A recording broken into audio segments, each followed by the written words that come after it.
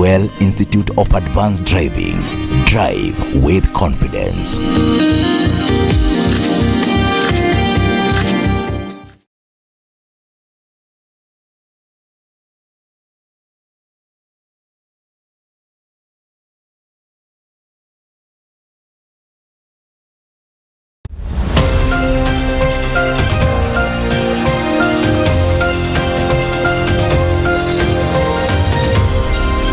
This is Mwangaza Prime News with Daisy Paul. A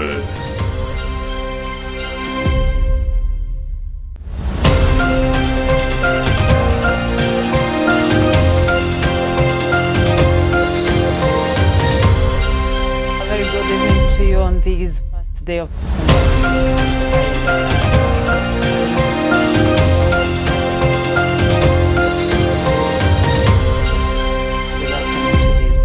bulletin tonight. Today presided over the graduation of 1,837 chiefs and assistant chiefs at the National Police College Embakasi campus in Nairobi. The officers who completed the induction, paralegal and security management courses form the third cohort of the newly established training program. While addressing the graduates, Ruto reaffirmed his administration's commitment to enhancing professionalism across the public sector. He noted that the last formal training of Ngaos was conducted in 2016 and that the absence of continuous skilling had weakened administrative efficiency at the local level. I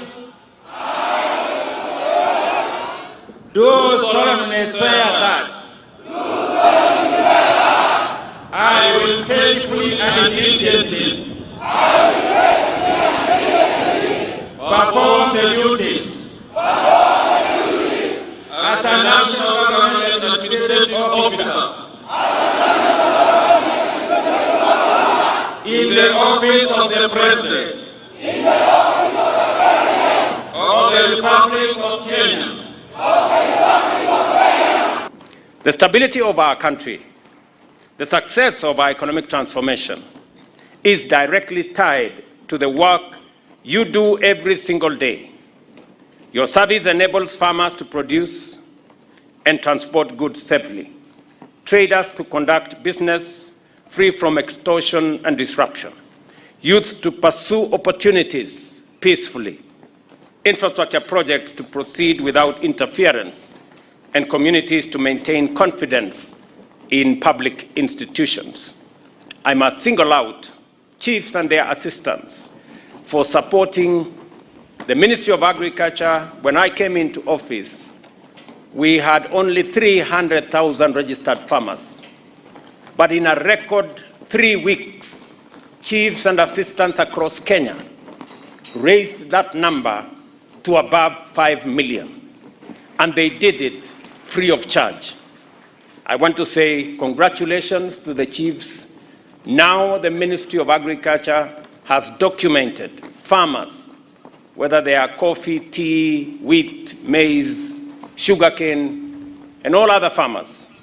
They are now in the process of documenting all our livestock farmers to make sure that agriculture is driven on the basis of data that is accurate and that we can design public policy and carry out public support to all sectors on the basis of accurate information.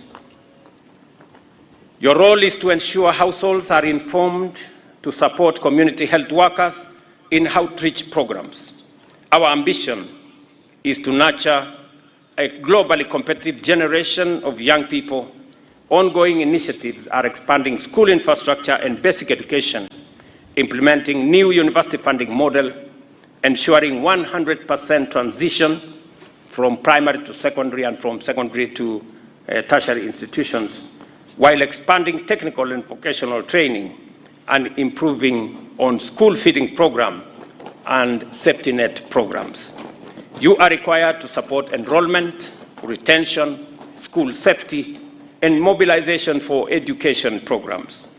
For you to execute this responsibility effectively, you must continuously educate yourself on government programs, ensuring that you articulate them accurately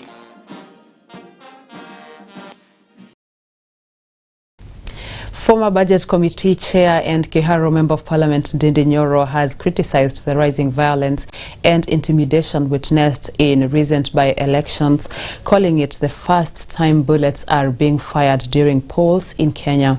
And speaking in Kiharu town, Nyoro said he has participated in several by-elections before, but he has never seen such levels of force, misuse of money and police involvement.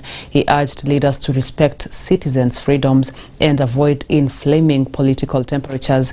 Nyoro also condemned the use of tear gas in churches, recalling an incident where he was tear gassed during a service. That is the lowest we can go as a country, he said, calling for restraint and respect for democratic processes. Mimi nimeshiriki katika by-elections in my first term pale Kiaba, mpaka nikaregesa hii msipi yangu mara mbili kwa sababu ya kukotea huko nikifanya campaign, and therefore nimeparticipate katika by-elections kule Rorie Nyandarua last term, but it is the first time that it is happening in Kenya ya kwamba wakati kuna by-elections tunaona bullets zikikuwa shot. It is the first time. It is also the first time we are seeing the kind of level of intimidation na kutumia fedha za umma, na katika level tunaona saa hii hatujawahi ona tena. We want to request all the leaders, political leaders. There is no leader who was born ati kazi yake tu ni kusupport mwingine. Every leader na every person ako na nafasi ya mawazo na ako na freedom of association. Tupeleke chini hii mambo ya temperature ya juu sana, especially serikali ikitumia nguvu ya askari kwa mambo ya uchaguzi. We have to keep on recalibrating, building the fabric of our country, and it is very unfortunate that the same money we pay as taxpayers can be used to actually bring disharmony among Kenyans. Na pia nataka nikemee, mimi nimepigwa na tear gas pale Keno hapo awali katika kanisa, na sio vizuri. Na mimi nataka kuuliza wale watu wako katika uongozi, we can differ on anything else, but let us not get to a level of throwing tear gas in churches. Tuache hii mambo ya watu kupiga tear gas katika kanisa. That is the lowest we can go as a country. Tuachane hiyo mambo ya kutumia nguvu sana na nguvu ya kujipiga kifua, kwa sababu raia wa Kenya ndio wadosi wa Kenya. A widows project implemented by the Free Pentecostal Fellowship in Kenya held a peace walk and open air forum to mark the ongoing 16 days of activism against gender-based violence in Siaya County. FK Programs Officer Ms. Dorothy Moga said the initiative aimed to sensitize the community against sexual and gender-based violence, particularly targeting widows who remain vulnerable to abuse in the region. The event, which culminated with an open-air forum in Sega Township Primary School in Ugenya Sub-County, brought together community members, civil society partners and human rights defenders who sensitized the widows on their legal protections and the pending Widows Social Protection Bill, which awaits assent by Siaya County Governor James Orengo. And today we chose this day to commemorate or to do a build-up activity commemorating the 16 days activism against gender-based violence. And we had just a few activities for this day. We did a peace walk where our intention or our objective was to sensitize the community, send a word of warning, send a word of caution against oppressing the widows and instigating or perpetrating gender-based violence against particularly the widows. Now in this case we are talking more of sexual gender-based violence. This is rampant in this area. This year we were castigating or celebrating it and advocating against abuse of gender through the violences, but specifically targeting digital abuse. And mine is just to appreciate that it is not just only us who are celebrating this, but to appreciate all the other partners who are fighting hard to ensure that gender-based violence, as far as digital gender-based violence, goes down, and related gender-based violence, sexual and all, goes down. World is celebrating or is marking what is known as 16 days of advocacy against gender-based violence. Gender-based violence is a very broad subject, and people sometimes think that it's only related to domestic violence, but it goes beyond that. Gender-based violence is any a kind of harm to another person based on their gender. It could happen to women, it could also happen to men. So gender-based violence cuts across. So this period is a time for us as a people, as a community, to think of ways to safeguard our vulnerable gender. Wajane wanapitia mambo mengi, tena saa zingine wanafukuzwa, wanapigwa. Inaonekana tu kwa familia kwamba hawana haki. Jamii hawafurahii sana. Hata watoto wetu kuna mambo mengine wanapitia yasiyo sahihi. Kwa hivyo tunafurahi sana na huu program ambao tuliletewa. Project Liam Foundation, led by Dr. Fred Akama, has visited Chuka University to provide training to students and small businesses. They have explained that once the young people graduate and are registered, they will be given 100,000 shillings to start and develop small businesses. The foundation has said it plans to visit various universities across the country to provide the training. The move has been supported by the Vice Chancellor of the university, Professor Henry Mutembei, who has asked the students who will benefit from the funding to use the money with discipline and for their benefit. In addition, he has thanked the union for establishing such an important program for young people. But something inside me was telling me. We are here with an organization called Project Liam Foundation. We are working together with universities. This is our second university to visit. We are trying to ignite and to expose the talent and the hidden creativity that the youth have in business. You find in a university like this, there's a concentrated community where the students live, where they do small businesses to try and make ends meet, because they spend quite a bit of time in the university, some up to 7 years in the university. As they're getting their education, they do something, they hustle something on the side. So we thought as a community of believers in Christ, to come and help them to streamline their businesses, to make their businesses pitch ready. We are registering those who have businesses and business ideas, and when we finish registering them, we'll take them through an incubation period of 4 months to help to make their business to be pitch ready. Then they'll pitch to a panel of eminent businessmen. When they have done this, their top 10 business will get 100,000 shillings each to be able to accelerate the businesses that they have started. The only gift we can give to Fred Akama is when you succeed and you become a millionaire, please, thou shall not be selfish. Pass it over to another younger one. Can we come and say we shall do that? Want to appreciate the RIAM group for bringing up this program that is going to mentor our students in the universities. This program, because we are teaching theory, will take them into practical perspective. We are much grateful for this opportunity that our doctor, our patron, our mentor, also a role model, Dr. Fred Akama, has given us. Sometimes it is not an easy opportunity to get somebody who can give you and has heart for the youth like our patron, and we appreciate for that, whereby we personally as youth, many comrades have graduated there outside, but they don't have something to do. This is a platform whereby you can employ yourself. Utilize this opportunity. Opportunity comes once, but for us, we have multiple opportunities. Support this forum and you'll find that you have impacted the people more than you thought. That is very small about. It's now time for a short commercial breather, but don't go far. We're coming back with more in the second segment of this bulletin.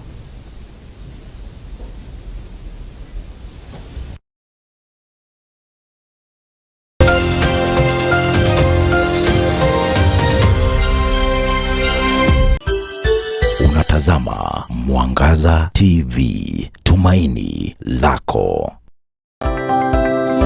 Is your home ready for an upgrade? Tired of furniture that's just ordinary? Welcome to Grandmark Furniture Hub, where high quality meets visionary design. We craft pieces that transform your space. Imagine sinking into our luxurious ultra comfortable sofa sets, or gathering you or your family around a stunning modern dining table set. Premium beds that scream quality and comfort. Stylish coffee tables, TV stands that elevate your living room. Side cabinets and office furniture that brings warmth and productivity together. From the softest fabrics to flawless hand-finished detail, every item reflects our promise, creativity and beyond, letting your style shine and allowing your furniture to tell your story. Ready to experience the Grandmark difference? Visit our Nairobi Utawala branch at Heritage Plaza or call us through 0710-228-888 or our Kisitown branch at Magoma Peugeot Plaza adjacent to Quickmart Enchiro, or call us via 0797-089-048 or connect with us on all social platforms at Grandmark Furniture Hub. Grandmark Furniture Hub, creativity and beyond.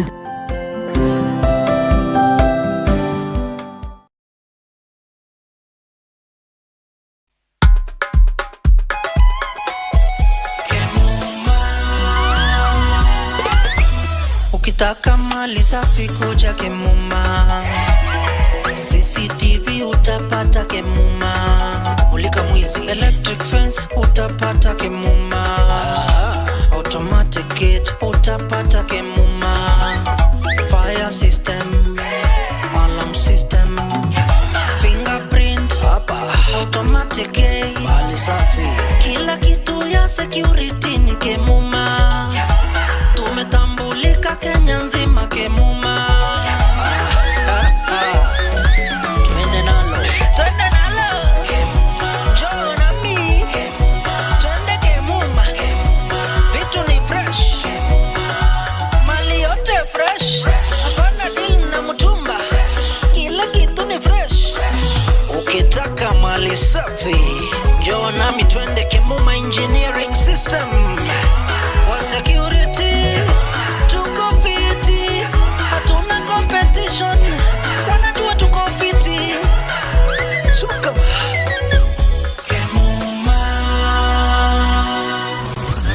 Kemuma Engineering Systems. We mind your security.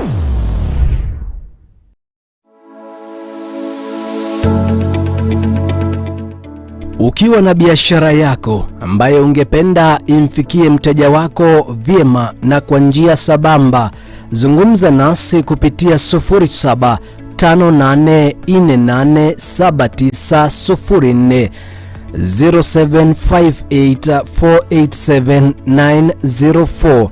Mwangaza TV ni tumaini la biashara yako.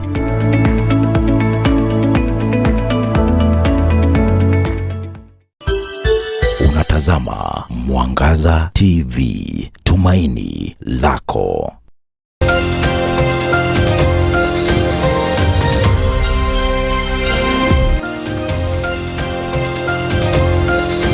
Welcome back. Herders from Tigania region, Meru County, are complaining of the increase of cattle rustling. While speaking at Limoro Athwana Wadi in Tigania West constituency, these herdsmen say they are suspecting that the new Meru police commander, who they say is from the community that developed a habit of stealing their livestock, is the one colluding with bandits. While condemning the increase of cattle rustling in the area, they are criticizing the government for what they are terming as neglect of banditry-prone areas in Meru, urging Interior Cabinet Secretary Kipchumba Murkomen to intervene and protect residents' lives and livelihoods. Police Commandant Meru, tangu huyo mtu aingie, sisi wa Meru hatuyapata amani, hasa upande huu wa ufugaji.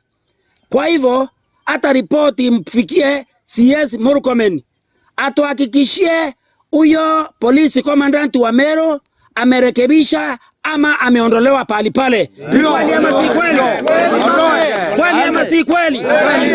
Hatuna imani na yeye, ni wa ukoo wa Turukana, na wakati sisi tunapoitana apeani respond, atuitiki. Kwa hivyo hatuna imani na County Commander wa polisi Meru kutoka aingie hapo mpaka aondolewe pali pale. Hiyo ndio ombi yangu wakati huu. Na munaona ya kwamba tukatika musimu wa kiangazi, na tukiachiliwa ng'ombe ya Meru isanyane pali pamoja haitamaliza mwezi kabla yaisha yote. Kwa hivyo tutafutiwe amani, ng'ombe iende sehemu tuweze kungoja mvua ifike. Sisi kama wa Meru tunasema sahi mambo ni matatu, na yale mambo tunasema ni kwamba tunasema huyo County Police Commander ako Meru atolewe with immediate effect. Hatuwezi pigana na kabila ya Turkana alafu yule ambaye anatulinda hapa ni mtu wa Turkana. Tunaomba huyo mtu aondolewe with immediate effect. Sisi kama wa Meru ni hivyo tunasema. Tunasema hivyo, atoke with immediate effect. Tupewe mwingine. Si kwamba watu wameisha wale ambao wanaweza kuwa police commander ama turundushiwe Olo ambaye alikuwa. Exactly. Number 2, tunasema ya kwamba sisi tunataka operation ifanywe. Wale watu waliposikia operation inafanywa last time, walipembelezana wakasema tutaorganize tuwalete ng'ombe wenu huko Meru. So hiyo operation ndio ile sauti ambayo wanasikia pekee. So hiyo operation ifanywe ili tuweze kupata ng'ombe wetu. Sisi tuko na haki kama Wakenya wengine, sababu hii nchi iko na sheria na tuko na haki. So tusikize operation ifanywe, tuletoe ng'ombe wetu ambao wamepotelea hapo Turkana.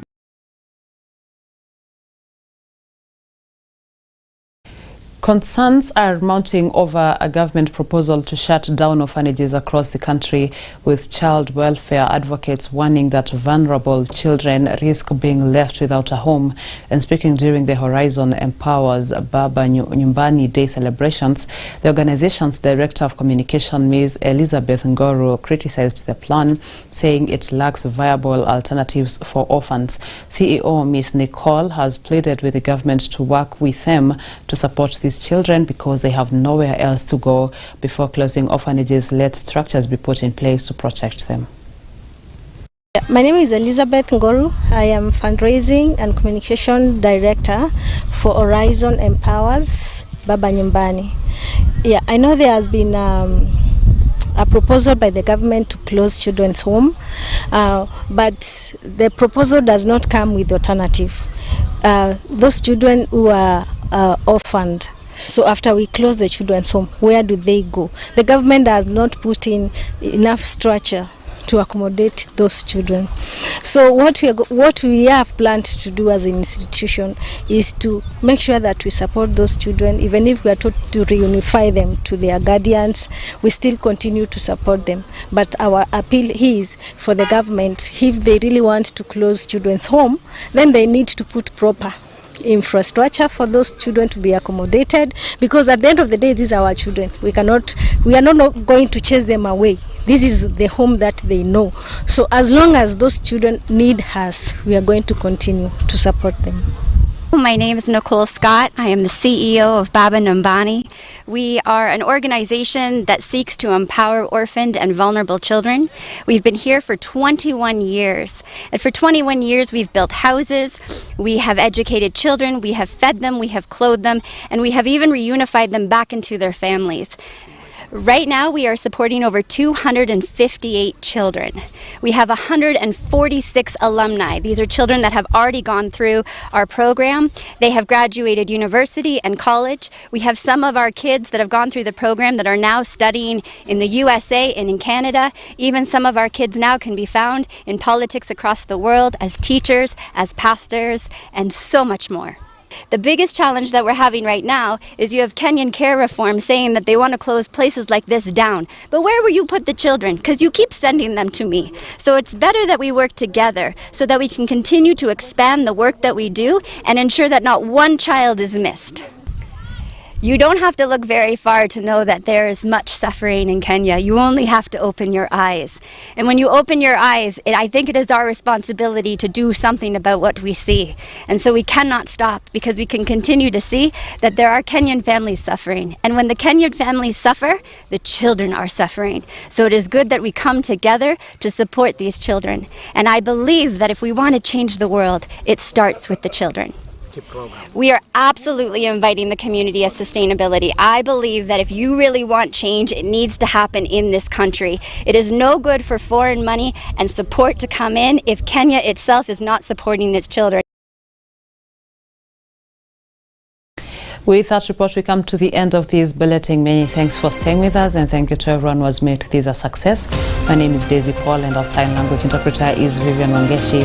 On behalf of the entire team, we wish you a good night.